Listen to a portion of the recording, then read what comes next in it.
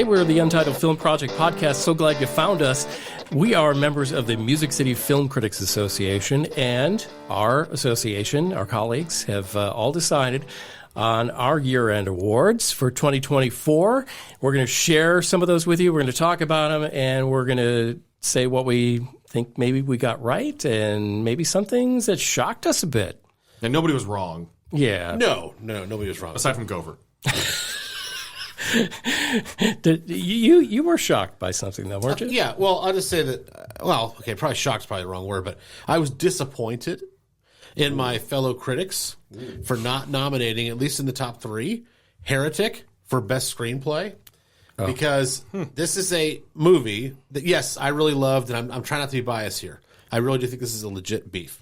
Best Screenplay to me is how can you put together a script, how can you put together a story that, bobs and weaves and flows correctly, and it all culminates in the end. Okay? And then the best artistry of that, of course, would get recognized at the end of the year. And I don't have a problem with who the winner was for Best Screenplay. I'm not here to Anora. argue that, with Anora. Mm-hmm. But I'm saying what the screenwriters did was they not only gave Hugh Grant great lines and all that, it was funny but also menacing, and Chloe East and Sophie Tucker, they were great. And it's basically three people for the whole movie, right? Carrying it brilliantly. For sure. But what the writers did, which is why I think it should have been weighed a lot heavier by my fellow critics, it took a fundamental piece of all of our lives, whether you're an atheist or a Christian or a Muslim or a Mormon or whatever your faith is, agnostic, whatever. It took all of that, put it in a blender, and then weaved a amazing tapestry from point A to the point B being the finale. And it worked it all out. Nobody was offended, and everybody was offended. It was a perfect which balance. Is great. Which it takes a lot of research and study and dedication to get it right. And I really thought Heretic should have been nominated, maybe not win, but should have been nominated for Best Screenplay by more people. And it was number one on my ballot, obviously, but my fellow critics did not see it the way I did. I mean, I know, Jim, what did you think about that? Yeah, I had it as, it could have won. I would have probably put that in the highest of category. Like it was elite. Yeah. And I don't know if Anora's screenplay was elite, but I think Heretic should have been in part of that finals list. Conclave I would put in there too. I thought it was a terrific screenplay. There was a lot of good screenplays. There were. Okay. Our five. So how voting works is we are able to name three. Yeah. For individually for the categories aside from best film. Yeah. So Real Pain, Anora, Challengers, The Brutalist, The Substance. My three were in there. My three were not. I had Heretic, number one, Civil War, number two. Again, interesting, delicate subject. Yes. Handled masterfully. Right? Yeah. And then Conclave, number three, as Jim mentioned earlier. Those are my three. For me, my winner was A Real Pain. I thoroughly enjoyed this film so much. Again, when films stick with you and you continue to think about it. And Kieran Culkin is just continuing to be one of those standout performance artists now because he's so real. He's defined himself in a beautiful way. It's great. So many things with television and, in this movie, he's the perfect foil to Jesse Eisenberg's absolutely buttoned up, clenched character. That's why I love the screenplay. I thought it was so well written with those two characters. And the thing is, you're not necessarily expecting a comedy to win a best screenplay, right? But I'm glad that I felt confirmed in my belief that it was a good screenplay to see it make the top five for association. Because, I'm still new at this. I'm still fairly new at this and still learning, but all of our opinions are valid. We're all valid in it. Even, with Govers, that we knock each other all the time, but we are valid in our opinions and how we evaluate art. Right, because art is meant for discussion and evaluation and subjectivity, and everyone feels a different way about art, right? Yep. So for me, it makes me feel good when I see things that I think are good be confirmed by the rest of the association. And I can understand Gover's disappointment because he thought so highly of Heretic as well too. Just for obvious reasons that he's defended. But speaking of validation, though, you're right. It does feel great to be new at this. Basically, we're 3 years in, right? So if you don't know, so 3 years in and be able to kind of be on in the ballpark of what our colleagues have been doing this a lot longer than us. That is always a nice thing. And one of those things for me with Best Ensemble Cast, Saturday Night. It was number one on my ballot because nobody in the cast, other than maybe the guy who played Lorne, other than maybe him, nobody stood above anybody else. And yet they were all really good. And that kind of movie where you're depicting real people in an ensemble cast, they all have to work. And they did. And so for me, I was really validated by that my passion for Ensemble Saturday Night, number one on my ballot, was also agreed by other critics in our group because it did win Best Ensemble Cast for the entire Music City Film Critics Association. Okay, huge surprise. Let's go to the giant beast in the room, which is always the best picture. I was stunned by my colleagues, and I think other awards communities around the country may have been stunned when they saw ours. We all look at each other's. I was so pleasantly surprised that Best Picture and Best Director went to Dune Part 2. Yeah.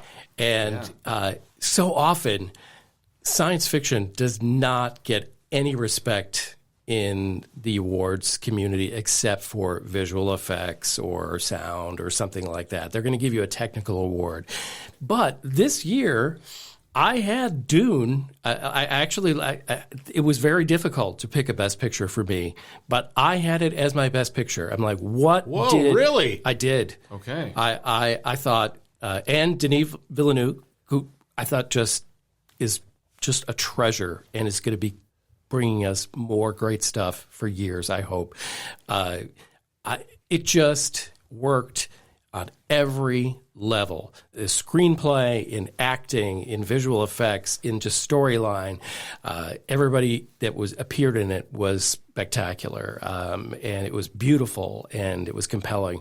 So kudos to, and we don't all talk about our nominations.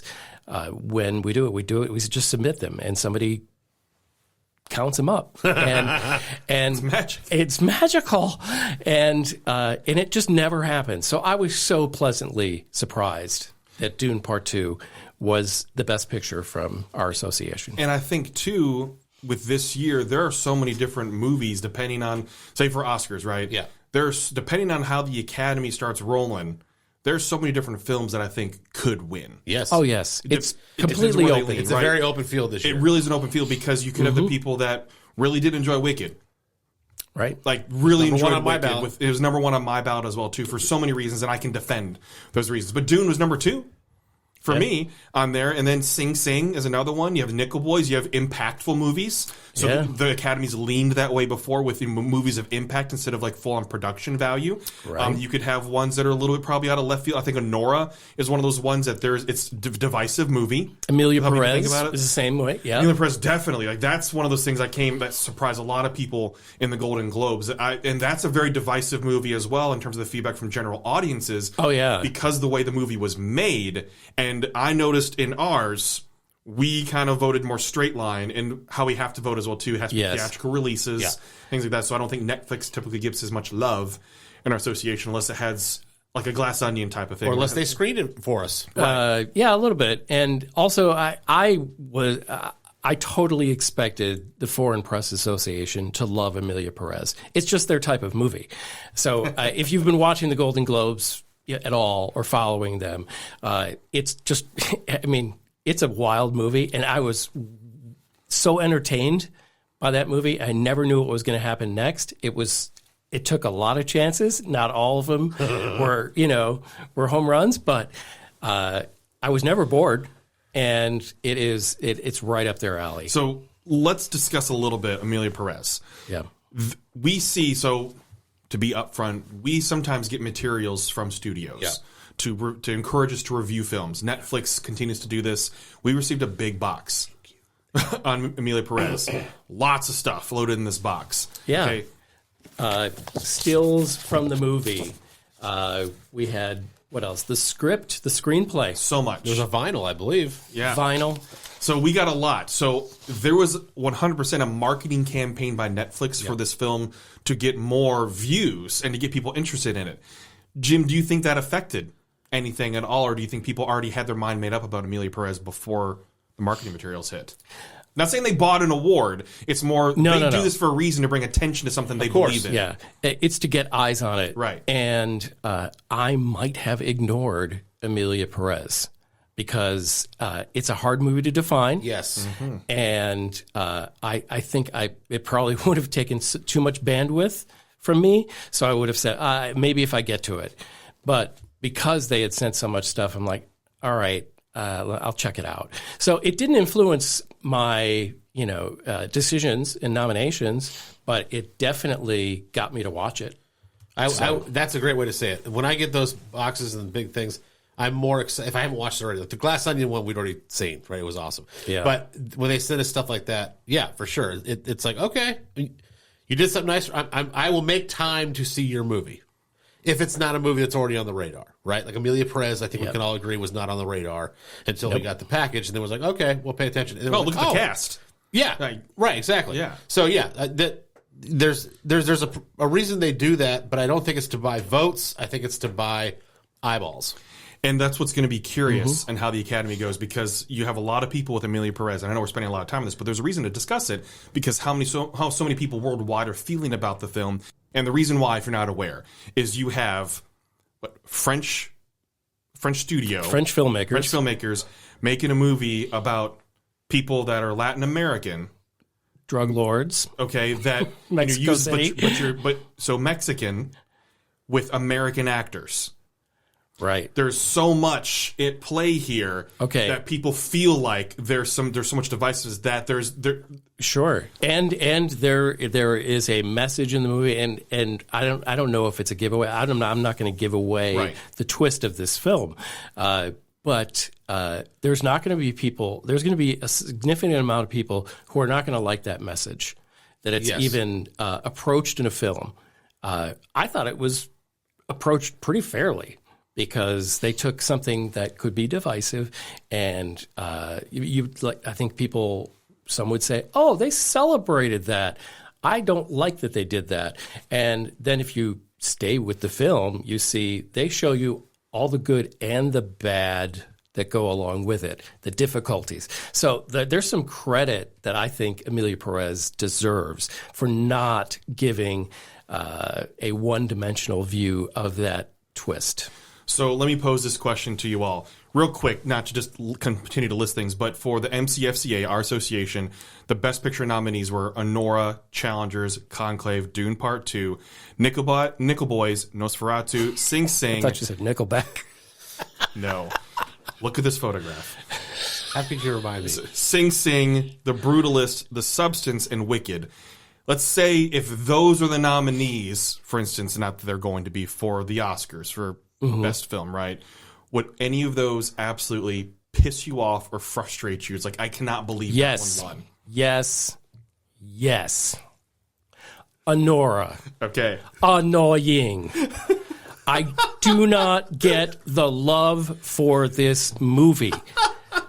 I thought it broke no new ground. People were wildly celebrating the lead actress, and she did fine for what this movie was, but it annoyed the heck out of me, and I just really did not see that groundbreaking praise that it's getting from so many. Okay, I'm not necessarily going to fully disagree, but I overall liked the movie. I'm not going to be pissed off if it wins. I can see why it's getting some praise. I feel like and not accusing you, there's a lot of people in general audiences that are looking at it too surface level for Anora and not understanding the depth of what the character is going through sometimes. And that's where I started appreciating Mikey Madison's take on this role after the fact. Yeah. It's more the post interviews where I started appreciating the movie a little bit more. And I'll say the last 5 minutes of the movie, outstanding.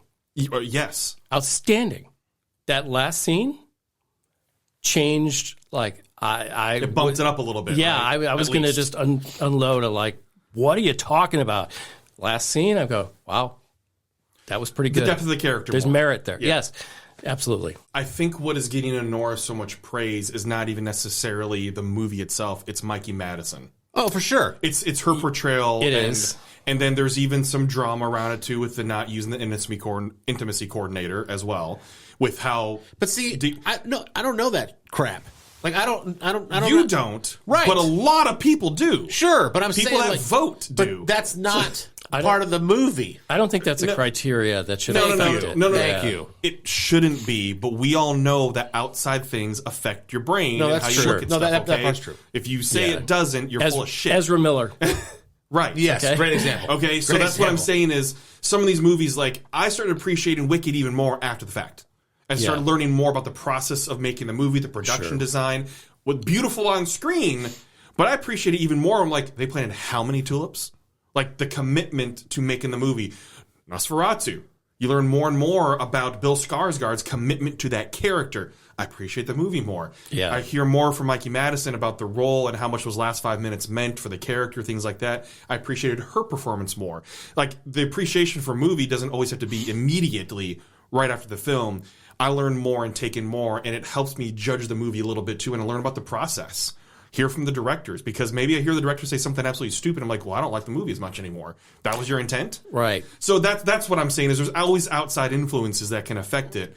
I think the post-discussion on Honora has helped more eyeballs, just like with Amelia Perez, right? There's more people that are interested in it because there's been more discussion in just pop culture about the film. Right. It wasn't a wide release. No. So, like, to get people talking, they have to take that effort to go and watch the film. There's so many of these that were wide releases. So for it to get that garnering of attention, there's got to be a little bit of drama sometimes. Just like The Substance. That was a very minor release. Yeah, for sure. But and Demi Moore, obviously, her name carries that return to filmmaking. And then the wackiness of that film. Yeah, for sure. Sure. Yeah, and people rooting for Demi Moore. That's right. And people love Margaret Qualley now, too. Like, yeah, they love her. She did great. She even acknowledges in her interviews when this one interview was saying, you know, what's it like as a second generation? She's like, what do you mean by that? You can call me Nepo Baby. It's okay. Like, her ability to understand what she comes from, but then spin it and say, no, I wanted to earn it. I want to do my best because I want to feel like I've earned what I get. Yes. So I'm not just walking into this. Maybe I did, but it's her commitment to the craft and why she's able to say that, because she is good. She has earned the respect from the industry. Sure. Did she get a head start because she's an Nepo Baby? Yeah. But she addresses that and acknowledges it, and that makes me like her more. Jamie Lee Curtis. Absolutely. Absolutely. That's my little exclamation point on your point. So before we go over, would any of them piss you off or frustrate you if they won out of the ones that our association nominated for best film? I wouldn't say piss me off, but I would say I would raise eyebrows. It would piss you off. If no. Admit it. No. It would raise eyebrows if, like, Challengers won Best Picture. Okay, something like that. Yeah, okay. Right. Again, it has its place. Challengers was fine. Yeah. It deserves to be among the 10 or what. That's fine. Sure, the 10, yeah. But it's like Top Gun Maverick a couple years ago. It's like, really? That one would have pissed me off if that had won. Like, you just went after the biggest box office number. Right. There's no way it's Best Picture. Right. Okay, well, Challengers is as close as I can get. And again, it's not pissing me off. It's more of like, what? Right. That's weird. Yeah, it doesn't make any sense. Okay. So it'd be more like that. Okay, and for me, not piss me off, more like a go over, made me go like, really, would be The Substance. Like, there's impact, there's reason why, but I would be like, huh? But out of the other ones there. Sure. Because to me, Best Picture is you've, like, in almost every category, you've done very well. Like brilliant work. Yeah. I mean, like, in any one of those movies, there are some things that were superb, right? Brutalist, Adrian Brody, he was superb. But there were other parts of the movie that, maybe weren't for me. But when a movie is only kind of known for that, maybe Mikey Madison and, Honora, like Nicole Kidman and Baby Girl. Sure. That's not nominated, but I'm saying it's an example of, like, she carried the film. Mm-hmm. Right, exactly. But the rest of the film was not Best Picture worthy. Yes. So to me, you've got to hit on a whole bunch of categories. Okay, now looking, again, sticking with Best Picture, we know there's probably some favorites. But but out of these, what would pleasantly surprise you? Like we talked about what would make you raise your eyebrows. What would pleasantly surprise you to see? Like, oh, you know what? Good for that film. Nickel Boys. Okay, yeah, This is a conversation I'm sure all these award shows have. Okay, is if Nickel Boys is nominated and Amelia Perez is nominated and The Substance is nominated and Anora is nominated, 94% of America is going to be like, what are these movies? Where are you watching these? Right. Because they're not mainstream films. right. At least Nickel Boys is a book. At least it has that. No, right. But right? I'm saying, like, but that movie was so great and the performances were so great and it was so unique, right? That would be one that I wouldn't look at it like, oh, they just picked it because it's artsy. It would be like, no, hey, they got enough attention. Good for them. Way to go, everybody. It would be like that. I'd say the same, because that movie was an experience for me. Yes. I felt the whole movie. I watched it in a way that I have not watched another movie. So, yeah, same. Yeah, what about you? I feel the same. For me, it's Nickel Boys or Sing Sing. And looking at impact, right? Movies, if they can change your thought process, change the way you view something in the world too, that has impact, and that's best. Yeah. Coleman Domingo, oh my gosh, loved his performance. So I just love Coleman Domingo. I'm still pissed he got shafted in the best supporting role for last year's Color Purple. Yeah. He was my number one on my ballot, and he wasn't even nominated. But he's brilliant in Sing Sing. And for me, I might even put Sing Sing over Nickel Boys. And I have some reasoning. I love Nickel Boys, just the way it's shot, the story so much, right? But with Sing Sing, what puts it so high for me is when I didn't know this going in, and I start seeing the credits. And then you start seeing everyone as himself. As himself. As himself. They used prisoners from the arts program at Sing Sing to be in the movie about themselves. That's impact. It shows how that program changed people's lives. Absolutely. And it was the only time ever in a movie where, usually you want an actor to melt into the role, right? And take it on. Whereas this, and forget that they're an actor. This one, I'm going, oh, wow, these actors are really good. And then I found out they were the prisoners that went through this program. And it just made me appreciate it so much more. And that's why I'm so glad that the association agreed with me in putting Clarence Macklin as one of the best supporting actor noms. Great. Because he was fantastic. And he's getting so much press now, and people are talking to him, and that's fantastic. I just still want to see Coleman Domingo win. He would be one that I love Timothée Chalamet in his role, but I also very much love to see Coleman Domingo win, because Sing Sing, I think because of when it was released, I'm thankful that it's getting talked about again now, but that is one of those, it's impactful, it has meaning, it can change your life, change your perspective, change your thought process. Inspiring. Inspire you, and look at other people's lives. Yeah. Live a day in their shoes, and how would you react as well too? So I love Sing Sing. It is such a wonderful film, so I'm so glad that it's continuing to get some love. Okay, lastly, I want to look at supporting. Okay, we talked about A Real Pain a little bit, and Kieran Culkin. He wins in the MCFCA, so he wins there. Is that surprising to you? Are you okay with that? Because I loved him. He's who I voted for. He immediately, when I saw the film, like, that's my winner. Like, immediately, I knew he was my winner. Again, I voted for Skarsgård, so as my number one. Yeah. Number two was Guy Pearce, The Brutalist. Okay. And number three was Macklin of Sing Sing. So for me, he wasn't. It wasn't necessary for me to put him on the list. He was the second on my list. All right. If you've watched other episodes, I love me some Stanley Tucci. I had put him in the best supporting, at the top of my list for best supporting. But, I mean, I absolutely 150% support Kieran Culkin. He was second on my list. So I loved him. People can be written off as a one-note song if they have an extreme character. I mean, like Willem Dafoe. But there are other people like Willem Dafoe or somebody else that seems to kind of play similar characters, but they do it so well that you want them to do it. And that's what I want from Kieran Culkin. I thought he was great. And I think this year, it was difficult to pick supporting. Yeah. For both. Very much. So many good ones. For both actor and actress. Like, there were some great performances. Like, they're obviously not the lead, but the movie wouldn't be the same without them. I think Edward Norton was another one in A Complete Unknown. He was incredible. Blew me away. I'm going to tell you this. I'm going to admit to you right now, I did not know until the credits rolled that was Ed Norton. Oh. That's how, I don't know, in space I was, but he completely embodied a person I've never seen him play before.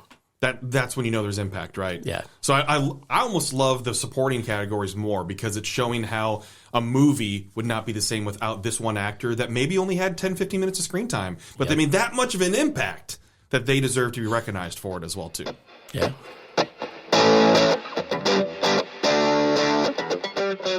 So what do you think of the picks from the Music City Film Critics Association? How'd we do? We can't take our votes back, so it won't change anything, but we'd love to hear what you would have nominated. This is the Untitled Film Project Podcast. Let us know in comments and through social media what you think of 2024's best films. Who's the performances and screenplays and cinematography that just blew you away? Go see Heretic. Please. Don't be scared. Thank you for listening to the Untitled Film Project Podcast. To support the show, please rate, review, follow, and subscribe. Original music by Jeremy Schwartz. Special thanks to the Music City Film Critics Association. Editing and post-production by Jeremy K. Gover. Voiceover by Chad Bennett.